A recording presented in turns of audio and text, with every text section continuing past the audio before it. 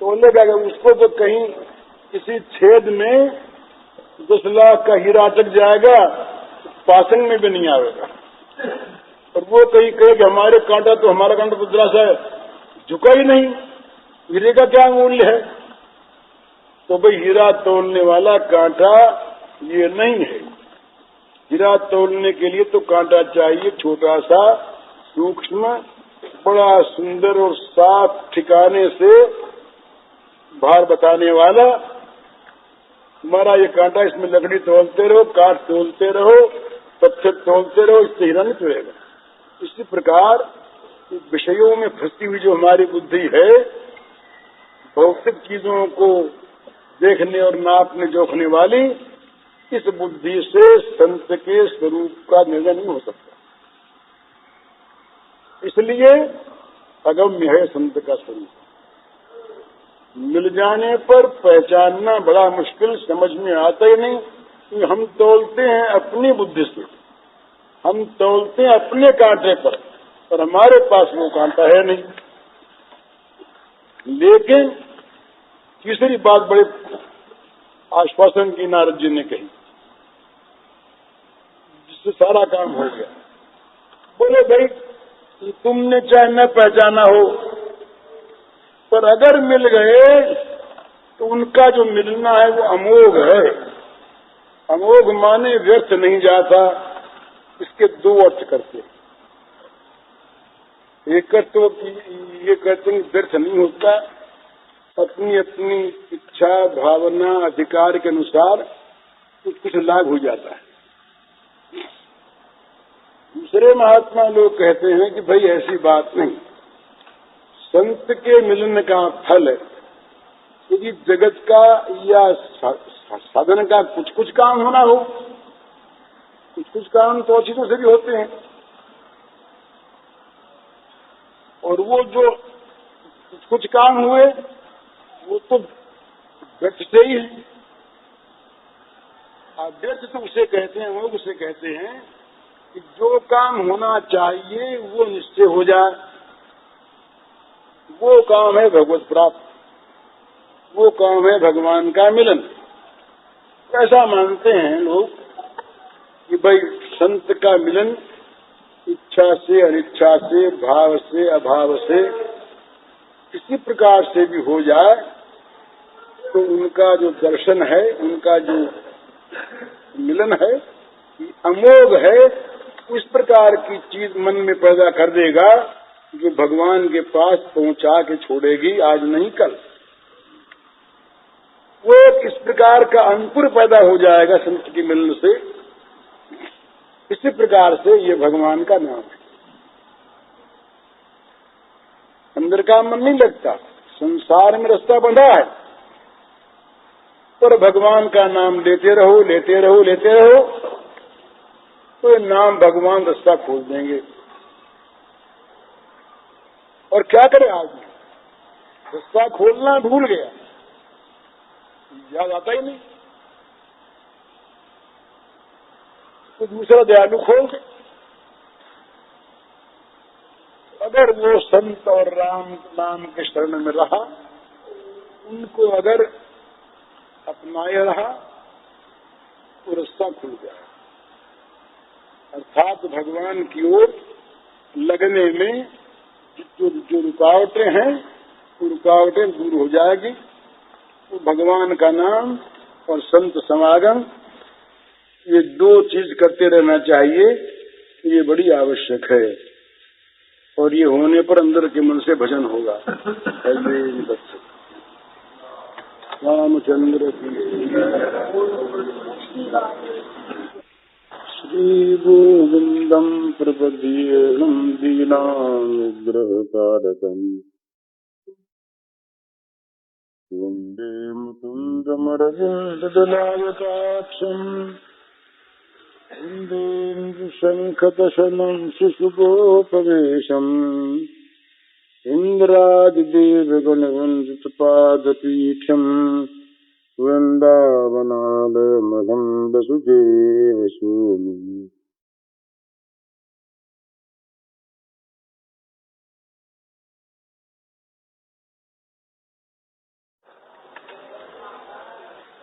कि भगवान ने गीता में कहा है, इंद्रियस्येन्द्रियस्यार्थे रागद्वेषौ व्यवस्थितौ तयोर्न वशमागच्छेत् तौ ह्यस्य परिपन्थनौ। प्रत्येक इंद्रिय के प्रत्येक विषय में राग द्वेष व्यवस्थित है, माने भली भांति स्थित है, व्यवस्था पूर्वक विराजमान है। और ये वहां बैठे हुए राग द्वेष तुम्हारे दैवी संपत्ति रूपी साधन रूपी धन को लूट रहे हैं। सावधान रहो, उनके वश में मत हो। उनके वश में यदि हो गए तो जरूर लुट जाओगे, इसमें संदेह नहीं। कोई आदमी घर छोड़ करके जंगल में आ जाए, एक भाई ने कल कहा कि मन में आता है कि चले जाएं यहीं से जंगल में। तो हमने कहा भी क्यों? बोले ये कारण बताए। मैंने कहा भाई तुम्हारा मन तुम्हारे साथ जाएगा क्या? तो कहा मन तो जाएगा, तो मन जाएगा तो ये कारण के साथ जाएंगे। जंगल की जो सुविधा है वो और बढ़ जाएगी। तो जब तक ये मन में हमारे राग द्वेष है तब तक छुटकारा नहीं है, तब तक ये दैवी संपत्ति हमारी बच नहीं सकती। तो बड़ी सावधानी की आवश्यकता। मनुष्य सत्कर्म के नाम पर भी राग द्वेष में फंस जाया करता है। एक आदमी मंदिर बनाता है भगवान कृष्ण का, दूसरा बनाता है बगल में शंकर जी का। अब शंकर जी में और कृष्ण में अंतर नहीं, जो शंकर जी हैं वहीं श्री कृष्ण है।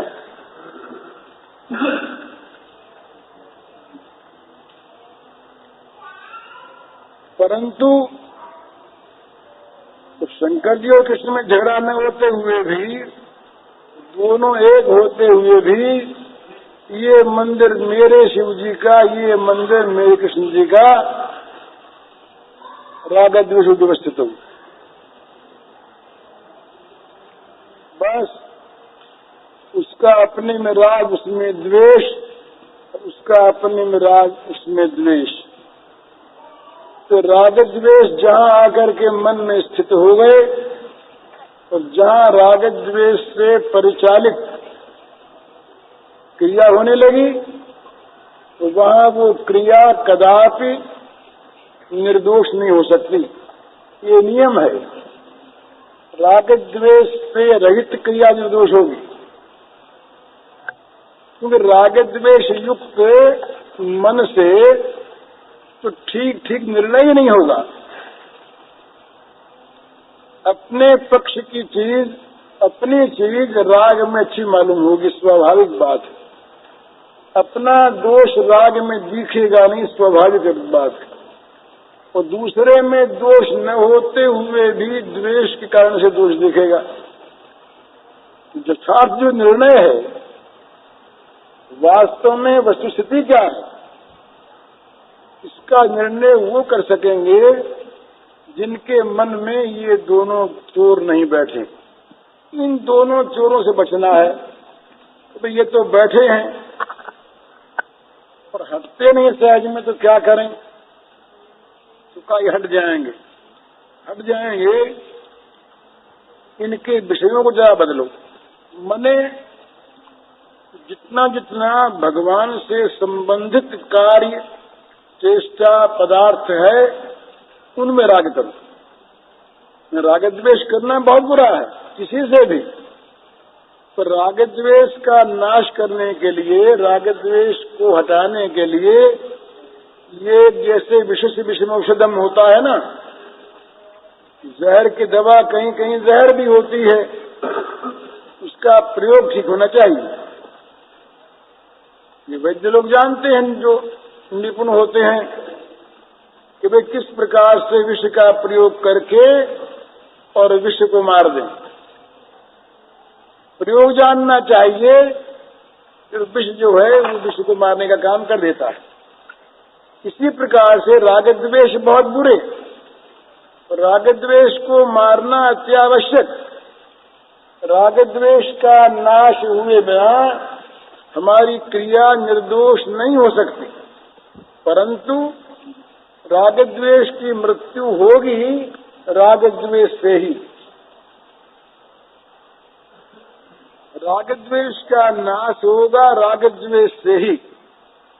इस समय हम जिस वस्तु में राग कर रहे हैं उसमें राग न करें, और जिसमें हम द्वेष कर रहे हैं उसमें राग करें।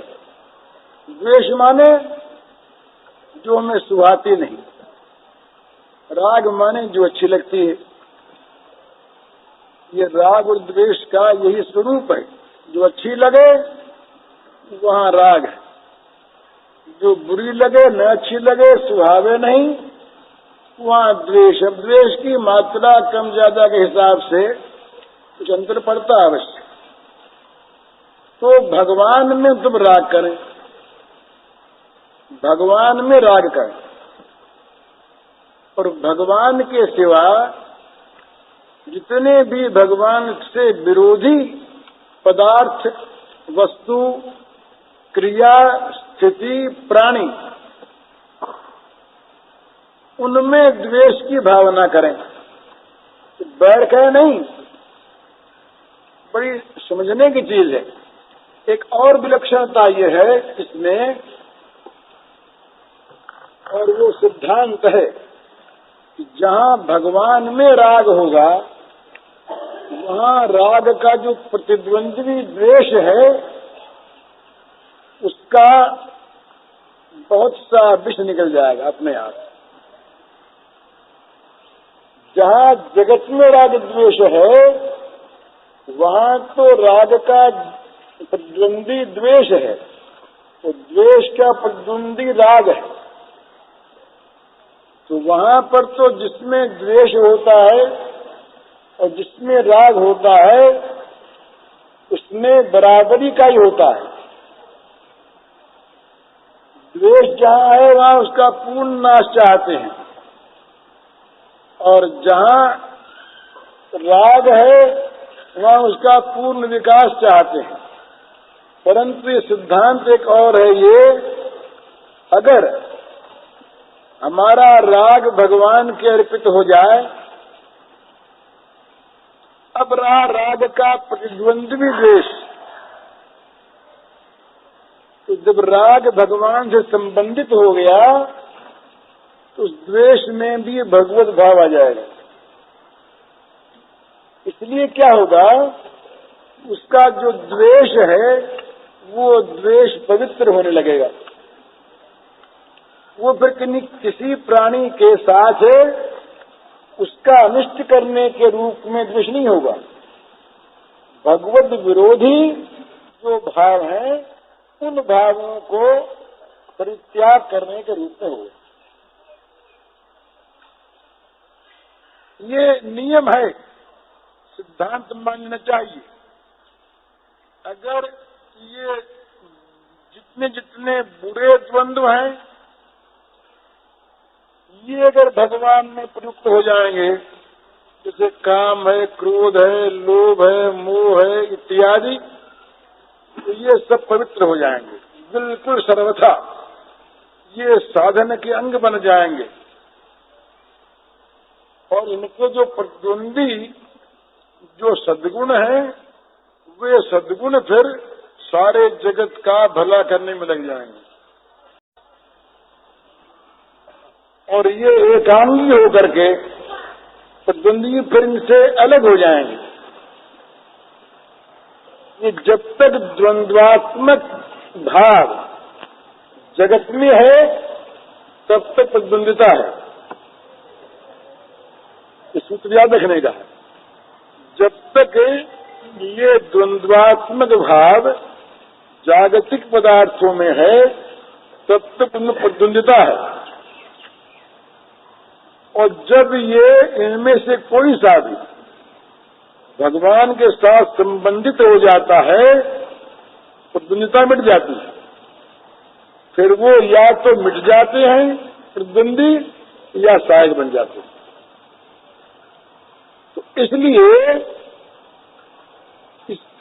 जब हमने विषय को पलटा, राग का विषय हमने बनाया भगवान को, तो द्वेष का विषय होगा भगवत विरोधी पदार्थ। उस द्वेष के विषय के पदार्थों का नाश नहीं होगा, उनका शुद्धिकरण होगा। शुद्धिकरण होगा जैसे तुलसीदास महाराज ने साफ साफ कहा, एक जगह नहीं कई जगह, जरो सुसंपत्ति सदन सुख सुहृद मातु पितु भाई, सन्मुख हो तज राम पद कर तन सहज सहाय। भला द्वेष न हो तो कोई कह सकता है कि उसमें आग लग जाए, अमुक वस्तु में आग लग जाए, ये कहना प्रेम थोड़ी होता है। पर क्या तुलसीदास के माता पिता, तुलसीदास से संबंधित घर, तुलसीदास से संबंधित कोई पदार्थ कभी वास्तव में नष्ट हो सकता है? वो विशुद्ध हो जाएगा। हिरण्यकशिपु ने प्रहलाद को बड़ा कष्ट दिया, कुछ चीज बाकी नहीं छोड़ी उसने, लेकिन जिसको भगवान ने आकर के मारा, इतना वो द्वेष हो गया कि स्वयं भगवान ने प्रहलाद के लिए उसको मारा। लेकिन क्या उसकी दुर्गति हुई? ये तो प्रश्न वहीं तय हो गया जब भगवान से प्रहलाद ने वर मांगा। जब प्रहलाद ने कहा, महाराज जिसके मन में वर की कभी आकांक्षा नहीं, जब प्रहलाद से भगवान ने कहा वर मांगने को, तो पहले तो प्रहलाद उस बात पर कुछ चिढ़ से गए। प्रहलाद ने कहा, भगवान आप ये बनियों की सी बातें कैसे कर रहे हैं? देन लेन कभी सेवक सेवी में होता है, कभी प्रेमी प्रेमास्पद में होता है, कभी भक्त भगवान में होता है। तो देन लेन की बात, जो सेवा करके बदले में कुछ लेता है वो तो न से वृत्त से वही बने, वो तो वृत्त नहीं है, वो तो वणिक है। उसने एक चीज दी, बदले में उसकी कीमत ले ली, तो न से वृत्य, तो वृत्त नहीं, से वही वणिक, वो तो बनिया है, देन लेन करने वाला है। और अगर आप कहते हैं कुछ मांगो, तो जरूर ऐसा मालूम होता है कि मेरे मन में कुछ छिपी हुई मांगने की वासना है। तुम्हारा अगर देना चाहते हैं तो आप ये वरदान दें कि मेरे मन में कभी कोई मांगने की इच्छा उत्पन्न ही न हो। इतना बड़ा तो निष्काम प्रहलाद, वो प्रहलाद भी द्रवित हो गया इस बात पर कि मेरे पिता की कहीं दुर्गति न हो जाए।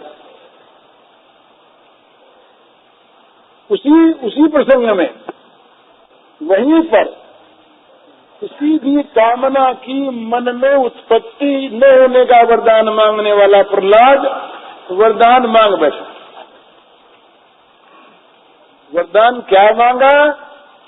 मेरे पिता ने बड़ा दुर्व्यवहार किया आपके साथ, महाराज क्षमा हो जाए, उसकी दुर्गति न हो। तो भगवान ने कहा कि जिसके पुत्र तू हो गया उसकी दुर्गति का सवाल, ये तो इसकी नहीं,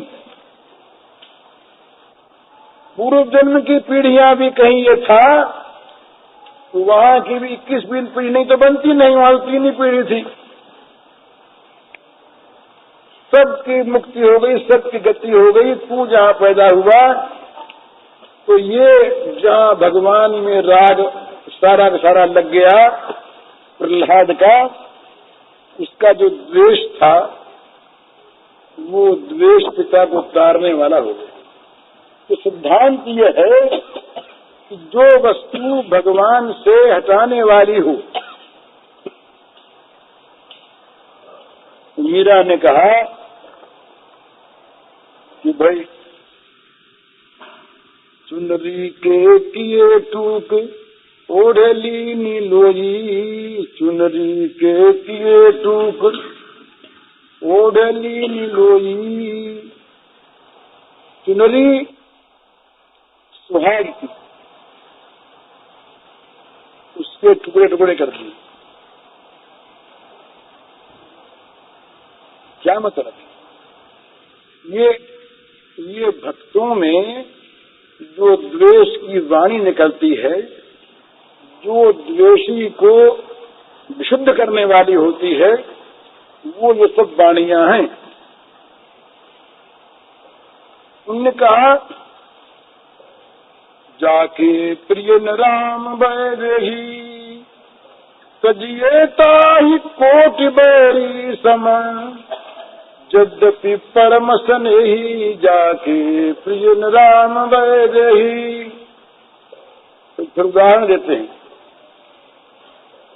पिता तजो प्रहलाद विभीषण बंधु भरत महतारी, बलि गुरु तजो कंत ब्रज बनितनी, भय जग मंगलकारी जाके प्रिय न राम बैरही। ये जो 5 संबंध हैं, ये जगत में सबसे अधिक निकट के, सबसे अधिक प्यारे, सबसे अधिक आत्मीयता के संबंध हैं। पिता, माता, भाई, गुरु और पति, जो 5 संबंध हैं, कि जगत के सारे संबंधों में सर्वथा ऊंचे, पवित्र और कभी भी छूटने वाले नहीं, अविच्छेद्य। जो इन संबंधों को त्यागता है, जो इन संबंधों में दुर्भाव करता है, उसको बड़ा नीच माना है।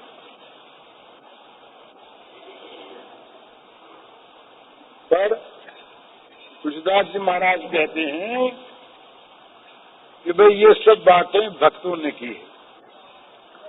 पिता तजो प्रहलाद विभीषण बंधु भरत महतारी, बलि गुरु तजो और कंस ब्रज बनितन।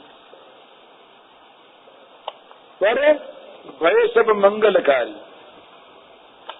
वो स्वयं तो किसी पाप में फंसे ही नहीं, वो जगत का मंगल करने वाले बन गए।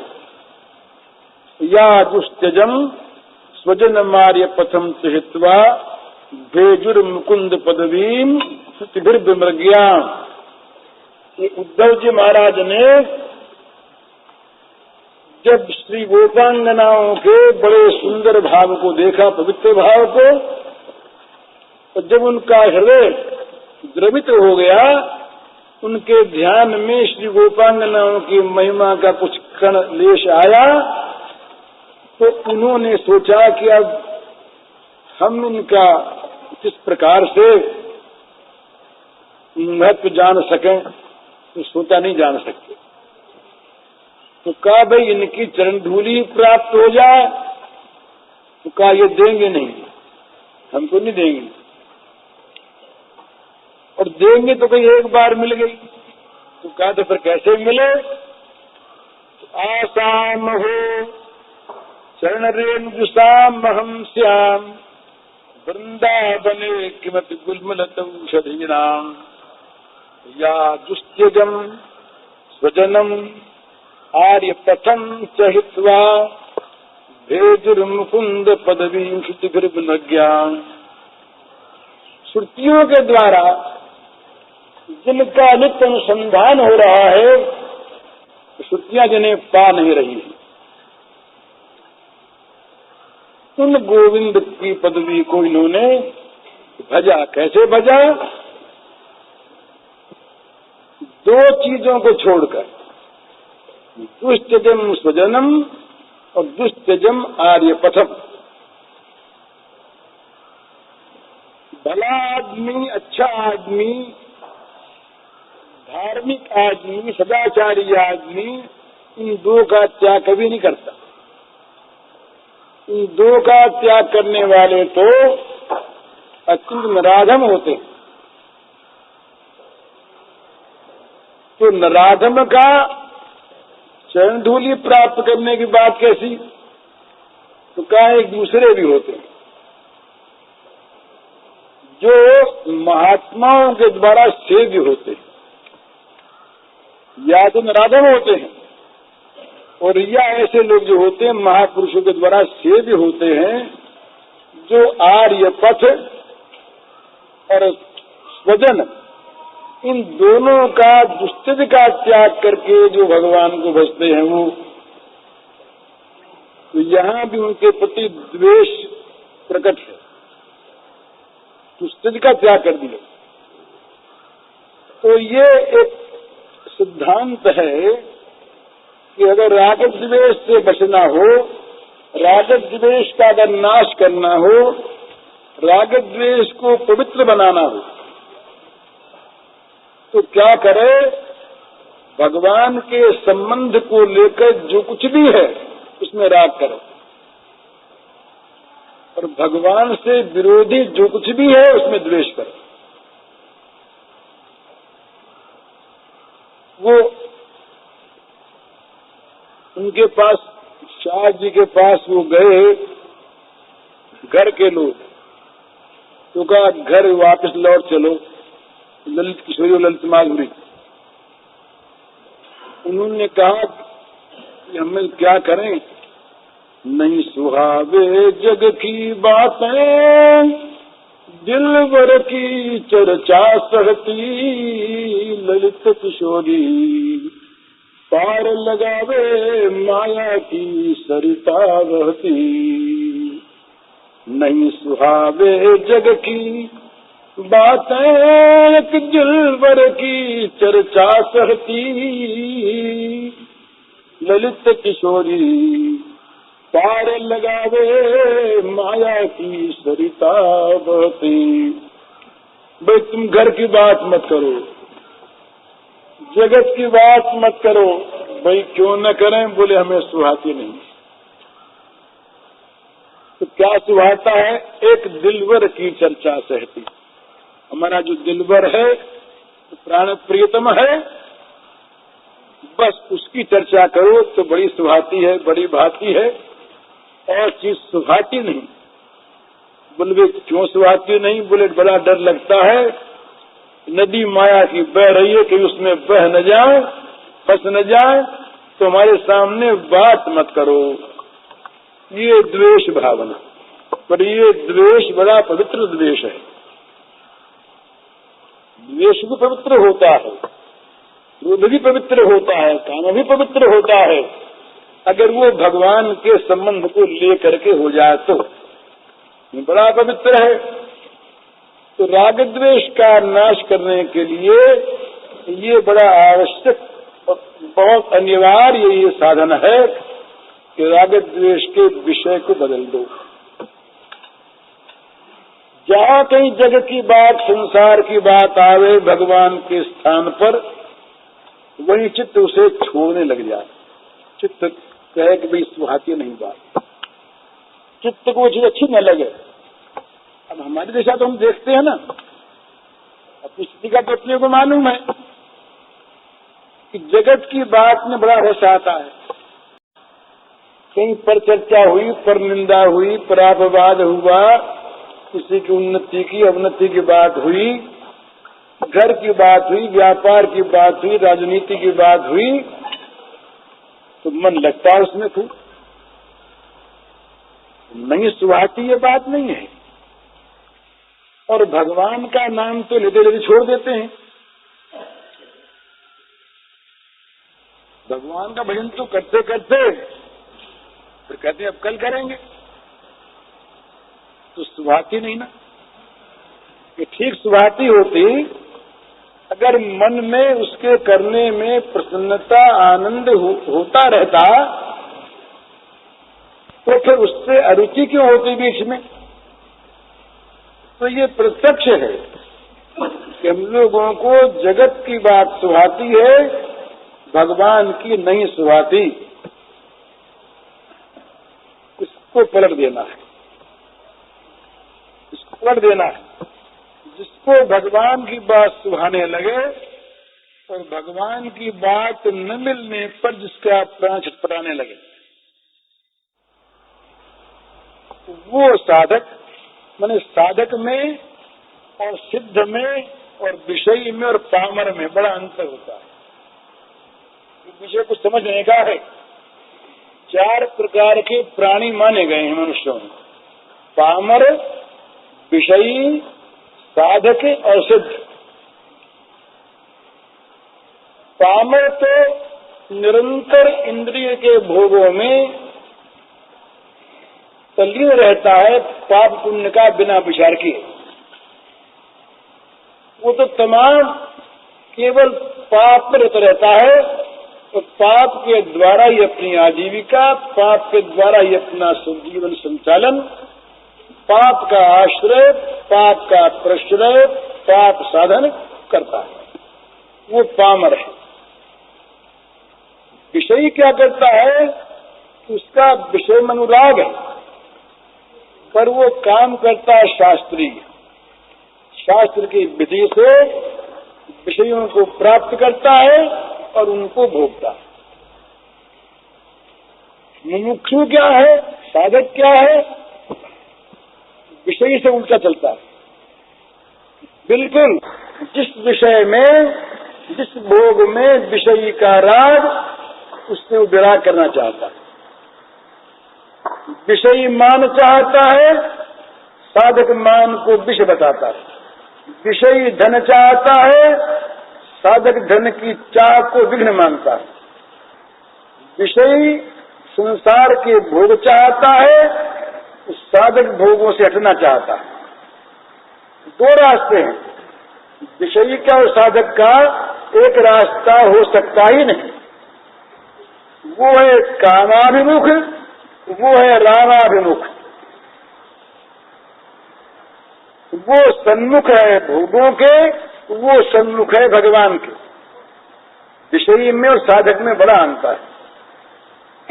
और सिद्ध पुरुष जो है वो, उनके लिए न विषय अलग रहे और न भगवान अलग रहे, इसलिए वो है समदर्शी। उनके लिए मान वैसा ही, अपमान वैसा ही। उनके लिए लाभ वैसा ही, हानि वैसी ही। उनके लिए संसार का धन वैसा ही और निर्धनता वैसी ही। तो ये 4 प्रकार से अंतर है 4 प्रकार के प्राणियों में। पामर प्राणी पापरत है, विषय प्राणी, विषयी प्राणी विषयरत है, साधक प्राणी विषय विरत है और सिद्ध प्राणी समता संपन्न है। ये अंतर है।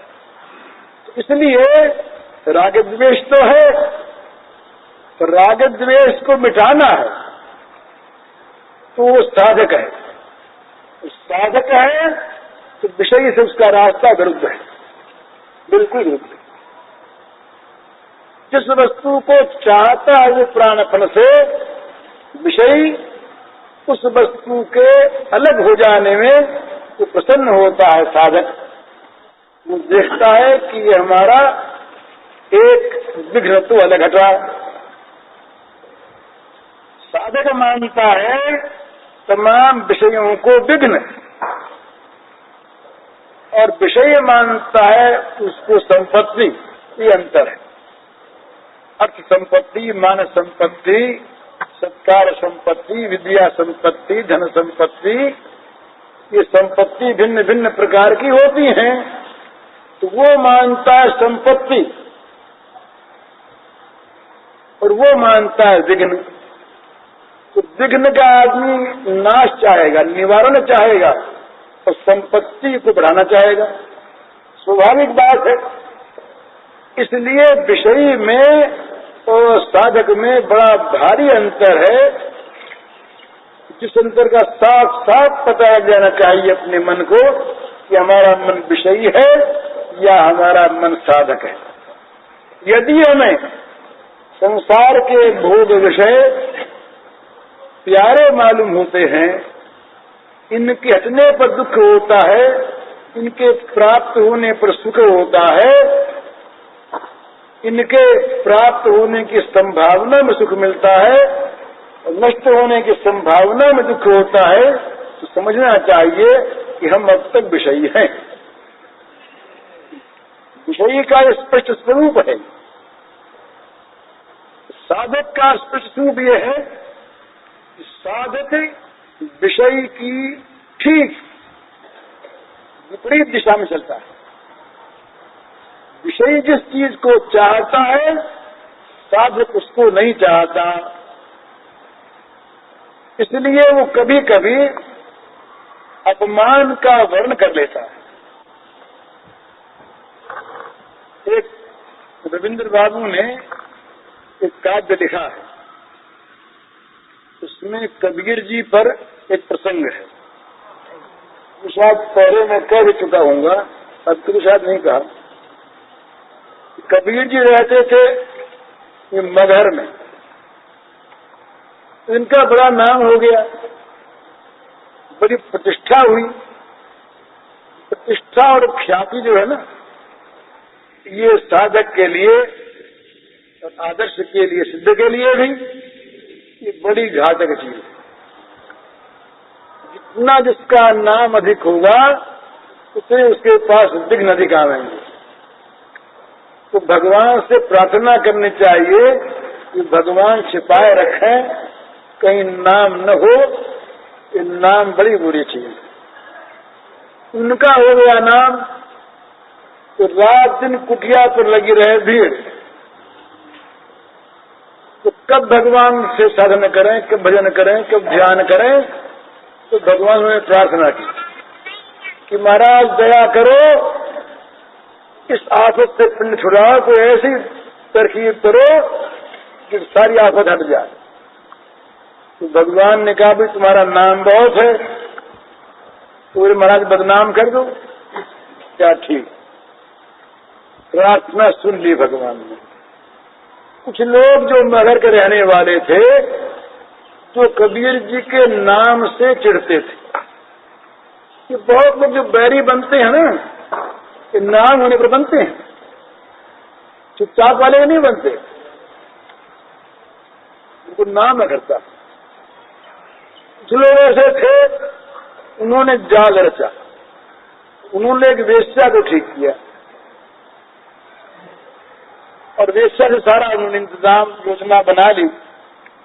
तो एक दिन ये कबीर जी महाराज गुजरा थे, कपड़ा लेकर के हाथ में गए, बेशक सैकड़ों हजारों आदमी हाथ में थे। उसमें विरोधियों का भी जो दल था वो भी उस दिन आया हुआ था देखने के लिए और अगला काम करने के लिए। तो वेश्या आई और वेश्या ने आकर के बाजार के बीच में कबीर जी का पल्ला पकड़ लिया और कबीर जी से कहा वेश्या ने कि तुम बड़े दुष्ट हो, तुम बड़े निष्ठुर हो, मुझको पहले रखा और अब मुझे तुमने छोड़ दिया, अब मैं कहाँ जाऊं? ये कहते ही वो तमाम खड़े थे। तो देख लिया बाबा जी को कि बाबा जी ऐसे निकले, कोई ताली पीटने लगा, तो हल्ला करने लगा। और इसी बीच में जब ये बात फैली तो आस पास के जो लोग थे वो भी शामिल हो गए। कबीर की बड़ी निंदा हुई। अब कबीर ने सोचा कि अभी काम पूरा नहीं हुआ है, तो कबीर ने कहा उससे कि तुम सत्य कहते हो भाई, मुझसे बड़ी गलती होगी, तू मेरा साथ कर। कुटिया पर रहे। अब तो पक्का विश्वास लोगों को हो गया कि भाई बात सच्ची, कि सच्ची न होती तो कबीर मंजूर क्यों करते? भला कोई आदमी 100 आदमियों 1000 आदमियों में इस प्रकार की बात को सच्ची भी हो तो मंजूर नहीं करता। तो जरूर बात सच्ची है, तो कबीर उसको अपनी कुटिया पर ले गया। अब सारे शहर में, गांव में बात फैल गई, कबीर दुराचारी हैं। कबीर की कुटिया सूनी हो गई, आना जाना लोगों का बंद। कबीर जो महात्मा थे वो दुरात्मा हो गए, कबीर ऊंचे थे वो गिर गए, कबीर संत थे वो पापी हो गए। उस बेचारी के मन में बड़ा दुख होने लगा। उसने कहा, महाराज मैं बड़ी पापिनी, आपके इस आदर में मैंने ये विघ्न डाला। कबीर जी बोले कि तू तो भगवान की भेजी हुई वरदान है, माला ले जपा कर बैठी बैठेगा, तो मेरा रक्षा कवच है, रक्षा कवच। तो उस समय तार वार तो थे नहीं, तो मगर की बात दूर दूर तक पहुंची नहीं। तो काशी महाराज थे कबीर के बड़े भक्त। काशी महाराज ने आदमी भेजा कबीर जी को बुलाने के लिए। कबीर जी के प्रति बड़ी भक्ति थी। जब वहां से आदमी आया तो कबीर ने समझा कि अभी तक भी लोगों में मेरा सम्मान है, ये मिटना चाहिए। तो उससे कहा कि भाई हम तो इसको साथ ले जाएंगे। तो आदमी ने कहा, भाई तो बोले हम छोड़े कहाँ, ये तो हमारे घर में रहती है, तो ले चलो साथ। अब कबीर जी उसको साथ लेके जब काशी पहुंचे, और जब कबीर जी ने शहर में प्रवेश किया तो लोग चर्चा करने लगे, बोले ये क्या बात है, ये क्या बात है, इनके साथ ये कौन है, ये कौन जा रही है, ये तो वेश्या मालूम होती है। बोले साधु वाधु ऐसे सब नीच होते हैं, बदमाश होते हैं। चर्चा शुरू हो गई। लोग जो हाथ जोड़ने पैर जोड़ने आया करते थे वो हटने लगे, बोले तुम तो अलग रहो, कहीं हाथ जोड़ना होगा तो ठीक नहीं। जब राजा के दरबार में पहुंचे और दो लोग पहले तो ही आए थे कि महाराज हमने देखा वहां तो ये चीज है। तो जब वो दरबार में पहुंचे तो राजा ने देखा कि भाई है साथ, तो हाथ यूं करके हाथ सके दिया, निकालो बाहर, निकालो। कबीर बड़े प्रसन्न हुए। कबीर के मन में आया कि भगवान ने बड़ी दया की, पूरा सुन लिया भगवान ने, अब पिंड छूटा। वो जब बाहर रास्ते में आए, वो देवी जब चलने लगी, उसने पैर पकड़ लिए, वो महाराज मुझको क्षमा कर, अब मैं नहीं रह सकती आपके साथ, इतना बड़ा आपका मैं अपमान कराने में कारण बनती हूँ, निर्दोष आप, संत आप, महात्मा आप, मैं कुटिल। कहा भाई नहीं, तू तो भगवान का भेजा हुआ रक्षा कवच है मेरे लिए, मेरी रक्षा करने वाली तू है, तू मेरी माँ है। जैसे माँ रक्षा करती है बेटे को, तू मुझे बचाती है, तू मेरे साथ चल। तो ये दृष्टांत है। मतलब कहने का यह है, इस प्रकार से कभी कभी महात्मा लोग, साधक लोग अपमान का वर्ण किया करते हैं, अपमान को ख्याति को बुलाया करते हैं, जिससे उनके मान का, उनकी ख्याति का अंत हो जाए और वो बड़े विघ्न से छूट सकें। तो समझने की बात यही है कि साधक का जीवन विषय के जीवन से बिल्कुल विपरीत दिशा में जाता है। इस कसौटी पर अपने को हर एक आदमी कस ले कि मैं गोया साधक हूँ या विषयी हूँ। अगर ठीक विषय की भांति ही विषय में राग है, विषय प्राप्ति में सुख होता है, विषय के विनाश में दुख होता है, विषयी लोगों का संग भाता है, धनवान विषयी ऐसे लोग जब मिल जाए तो मन बड़ा प्रसन्न होता है, उनके साथ प्रीति करने को जी चाहता है, मन में गौरव बुद्धि होती है, संसार के पदार्थों को, भोग की चीजों को प्राप्त करने में हर्ष होता है, प्राप्त करके उन्हें भोगने में सुख की अनुभूति होती है, और भगवत संबंधी वस्तुओं में उदासीनता होती है, निराशा होती है, और कहीं कहीं जीव उगता है तो मानना चाहिए कि अभी तक हम विषयी हैं, साधक नहीं बने। साधक का मार्ग तो विपरीत मार्ग होता है विषयी से। तो इसलिए ये सिद्धांत में निवेदन कर रहा था कि राग द्वेष को अगर दूर करना हो, राग द्वेष को अगर मारना हो, तो असली तो तब मरेंगे, या तो सम्यक ज्ञान हो जाएगा तब, और या भगवान का अनन्य प्रेम प्राप्त हो जाएगा तब तो ये सर्वथा मर जाएंगे। उसके पहले इनके मारने का तरीका यह है कि साधक बन जाओ, अर्थात जिन विषयों में अभी राग करते हो उनमें द्वेष करने लगो, और जिन विषयों में अभी द्वेष करते हो उनमें राग करने लगो। भगवत संबंध को लेकर जो विषय हों, जो प्राणी हों, जो पदार्थ हों, तुलसीदास जी महाराज ने बताया, तुलसी सो सब भांति परमहित, पूज प्राण ते प्यारो, जासु हो स्नेह राम पद, ये तो मतो हमारो। उसी पद की बात है। पहले तो ये कहा कि ना तो नेह राम को मनयत, हृदय सुसेग जहान हो, अंजन का आंख जी फूटे, बहुत कहूं कहानो। तो संसार में जितना भी संबंध होना चाहिए, जहां जहां स्नेह होना चाहिए, वो होना चाहिए राम के नाते से। जो वस्तुएं हम अच्छी समझकर जिनकी सेवा करते हैं, सुसेव्य,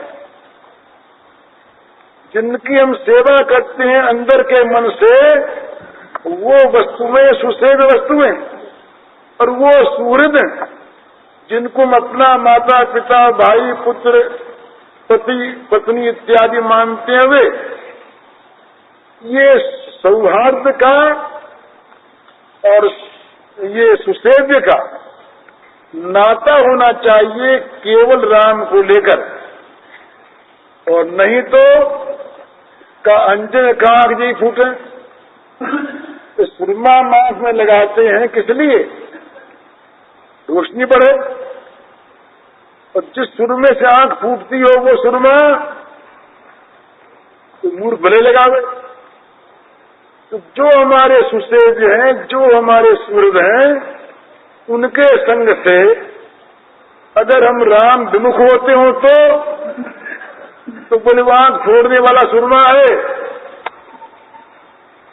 तदिए ताई कूट बैरी समझते परम स्नेही, वो परम स्नेही भी है तो करोड़ बैरियों के समान उसका परित्याग कर दो। इसी पद के अंत में कहा, तुलसी सो सब भांति परमहित, पूज्य प्राणते प्यारो।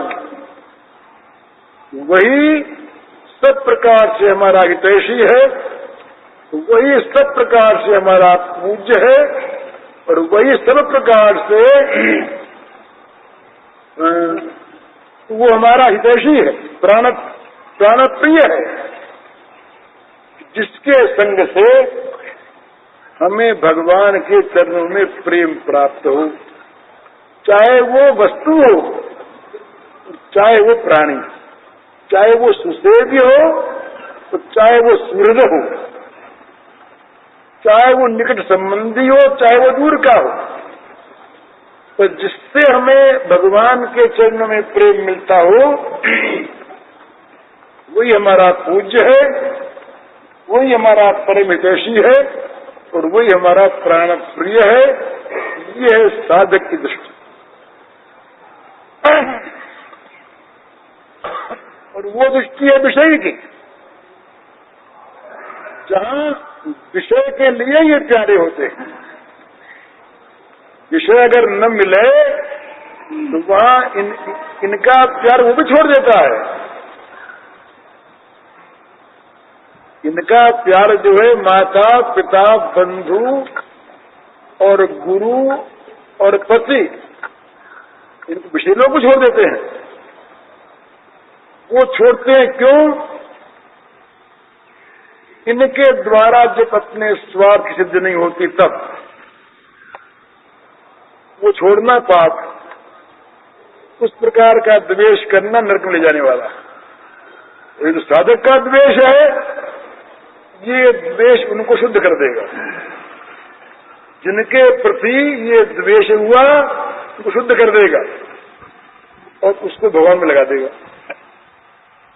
इसलिए राग द्वेष के विषय बदले,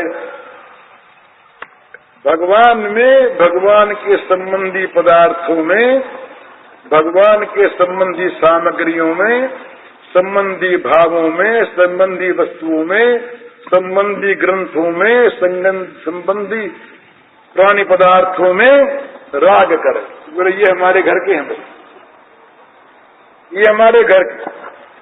कहीं भक्त मिल जाए, संत मिल जाए तो वो ये घर के मिल गए, बड़ा आनंद हो। कहीं भगवान की बात सुनने को मिल जाए तो बस बड़ा आनंद, सुनाने वाले के प्रति वो कृतज्ञ हो जाए कि बस और क्या चाहिए। तो परम हितैषी हमारा है। कहीं भगवान के संबंध की कोई पोथी मिल जाए तो बड़ा सुख मिले कि हमने हाल हो गए। तो राग द्वेष के विनाश का ये एक परिमार्जित और सुंदर मार्ग है कि राग द्वेष के विषय को बदल दे, भगवत संबंधी विषयों में राग करे और भगवत विरोधी विषयों में द्वेष करे। ये द्वेष मैं पहले कह चुका हूं, ये द्वेष मारात्मक नहीं होगा, ये द्वेष विशुद्ध करता होगा। जिनमें ये द्वेष होगा उनको विशुद्ध कर देगा, क्योंकि इस द्वेष में प्रतिद्वंदी राग विषय का नहीं है। इस द्वेष में प्रतिद्वंदी राग है, वो जुड़ गया भगवान के साथ। तो ये बड़े तत्व की बात है। तो फिर राग द्वेष अगर न मिटे, तो राग द्वेष मैंने अभी कहा कि मिटते हैं दो ही अवस्था में, या तो पूर्ण ज्ञान प्राप्त हो जाए और या अनन्य प्रेम प्राप्त हो जाए, तो आगे नहीं रहते। इसके पहले रहते तो उनको मारने का तरीका ये है कि भगवत संबंधी जो भी कुछ है उसमें राग करें।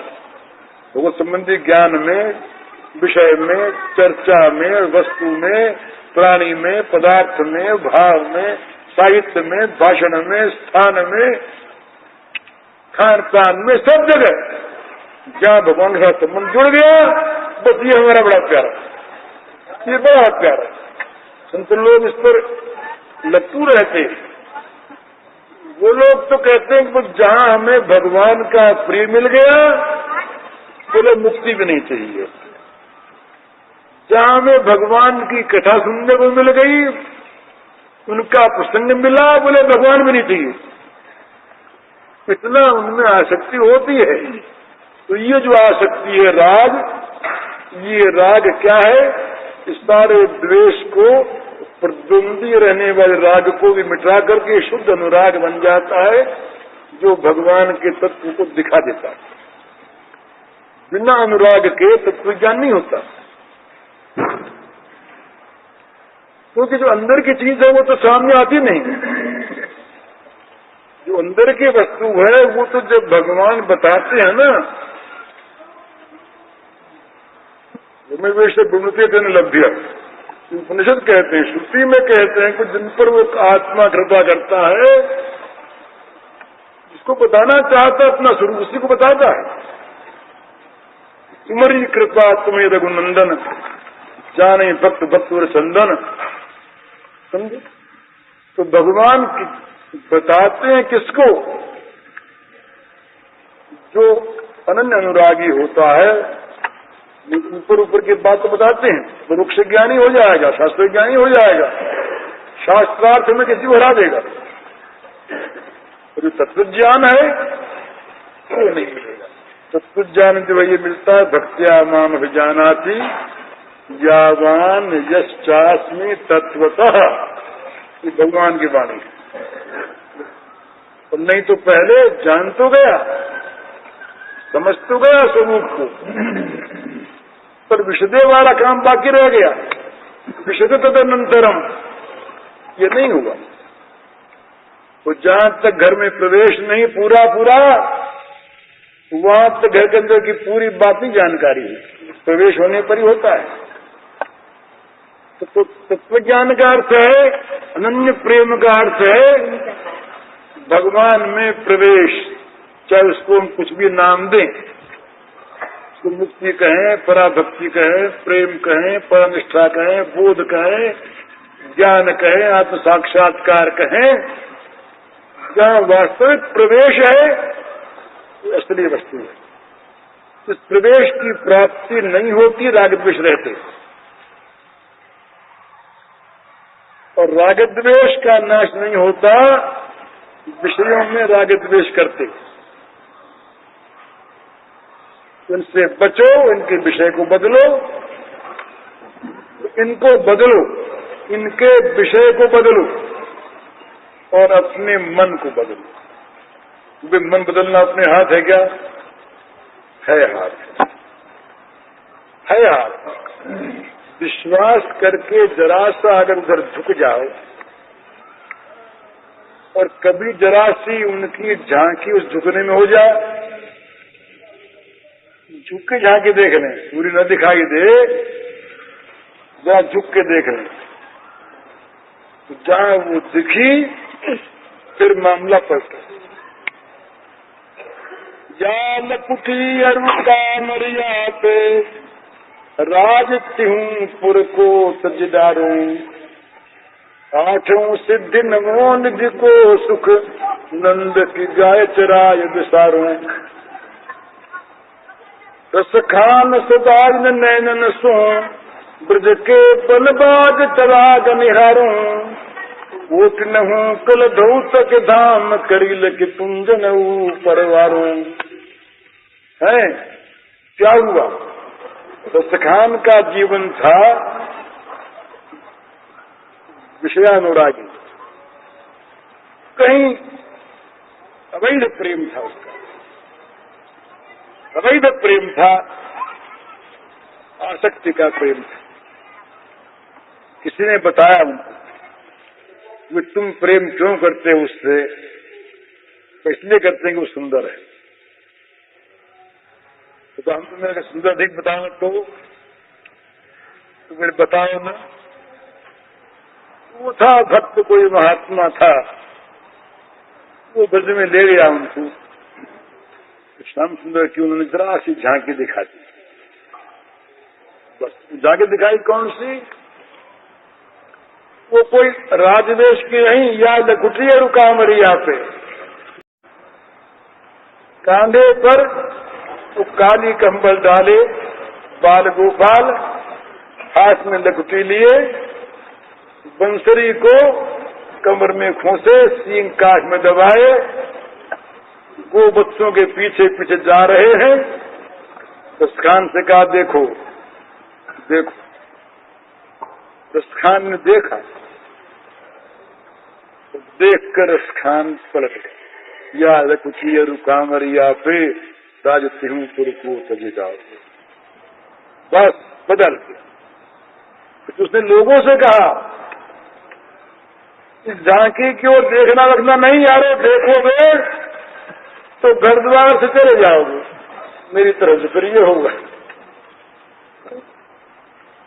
कहा भाग जाओ, ये आ रहा है, ये जादू का खिलौना आ रहा है, इसे कहीं देख लिया तो फिर अपने आपे में रहोगे नहीं। ये रसखान के जो पद हैं उसमें देखिए आप, रसखान में बड़ी बड़ी चेतावनी आती है। कहीं बंसी सुन लेना भला, इसकी बंसी तुमने सुन ली तो घर द्वार और ये शरीर का होश हवास रहेगा नहीं। बेघर बार के बेपरिवार के हो जाओगे, याद रखना। तो बात क्या है कि जरा सी भी उनकी अगर झुककर भी झांकी देख लें, झुक के भी झांकी देख लें, कोई दिखा दे जरा सी झांकी तो झांकी भी दिख सकती है। पर उसमें बात यही है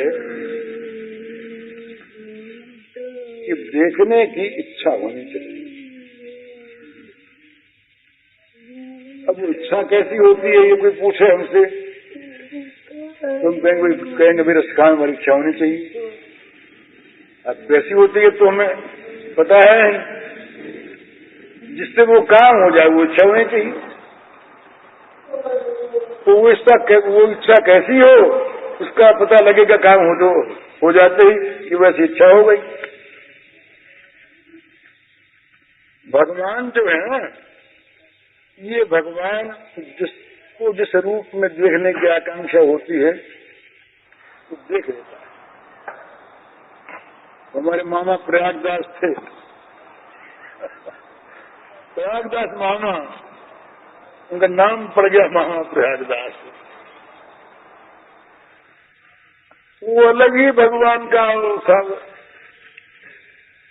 नीम के नीचे खाट बिछिए, खाट के नीचे करवा, प्रयागदास अलमस्ता सोवे रामलला के सरवा।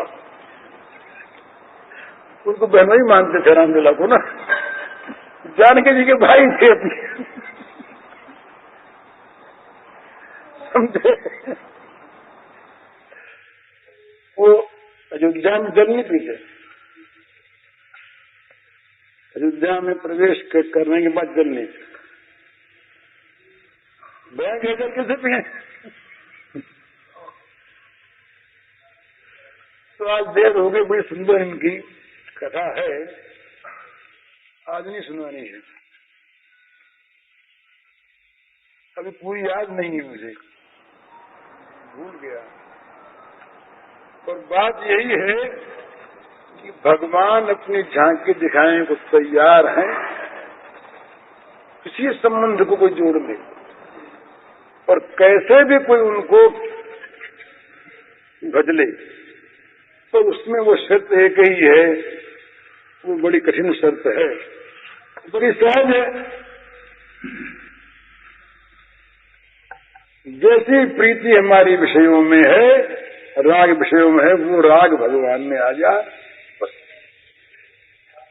कोई झांकी मांगे सब दिखेगी, चाहे कोई संबंध हो नहीं उनके साथ। वो साला बनने को तैयार, बहनोई बनने को तैयार, पति बनने को तैयार, पत्नी बनने को तैयार। सखूबाई के वहां पर सखूबाई के पति के पत्नी बन गए, पत्नी बन गए, तो घर में रहे बर्तन मांज से। पूज्य श्री भाई जी के इस प्रवचन का शीर्षक है राग देश से बचने के उपाय, और इसका कैसेट संख्या है 74।